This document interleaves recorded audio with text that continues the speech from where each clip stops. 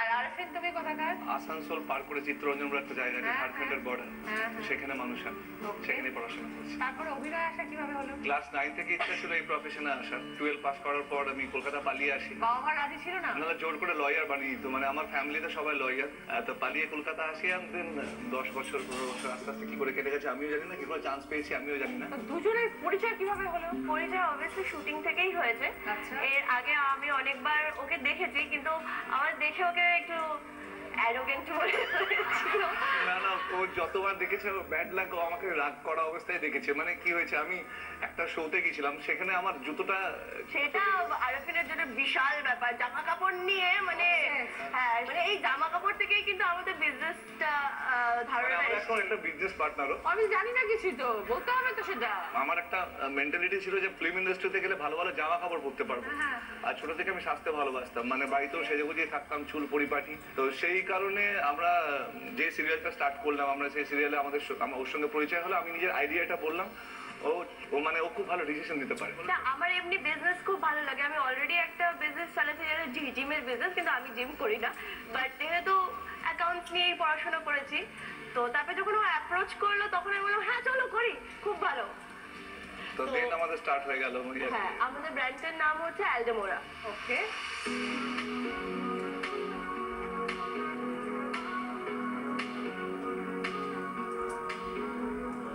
এখন তোমার দুজন বিজনেস পার্টনার, একসাথে তোমরা চেনো জানো, এরপরে কি ভাবছো, কি প্ল্যান? না, আপাতত অবশ্যই ভালো বন্ধু, কিন্তু হ্যাঁ আমি ওর সাথে আবার কাপল হিসেবে আসতে চাই। আই চুপ কর, তুই রাহুলেরই হিরোইন, তুই আমাকে ভালো দেখতে চাস না? আমি সব থেকে সেফ যদি রাহুলকে কোনো হিরোইনের সাথে পেয়েছি, আমি বারবার চাই দীপান্বিতাই হোক রাহুলের হিরোইন।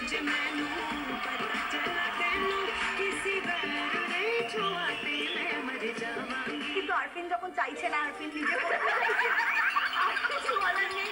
না আরফিন তুমি করো, যদি আমি একটা ভালো কিছু দেখতে পাই তাহলে আমি চাইবো তুমিই করো। রাহুল আরো নায়িকা পাবে, আরো করবে, মজাই করছি। হ্যাঁ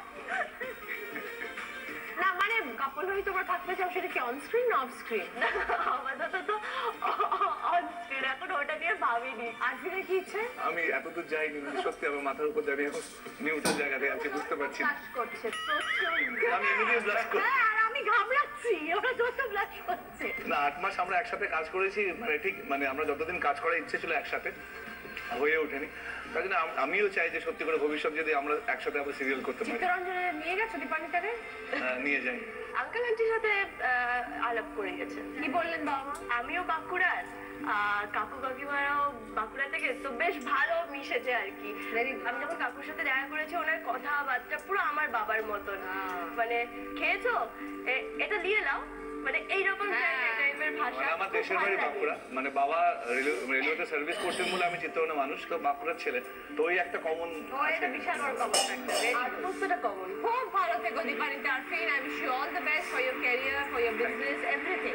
এবার আমরা খেলা শুরু করি, দেখবো সকলের জন্য কি খেলা। দেখো এখানে অনেকগুলো বেলুন রয়েছে, আর একটা কুমড়ো আছে, একটা আম আছে। মেয়েরা ঢুকে যাবে কুমড়োর ভিতরে, ছেলেরা ঢুকে যাবে আমের ভিতরে। ঢুকে যাওয়ার পরে পা দিয়ে এই বেলুনগুলোকে ফাটাতে হবে। সব থেকে আগে কমপ্লিট করবে সে 20 পয়েন্ট, 15 পয়েন্ট, 10 পয়েন্ট, 5 পয়েন্ট। প্রথমে খেলতে আসছে দীপান্বিতা এবং আরফিন।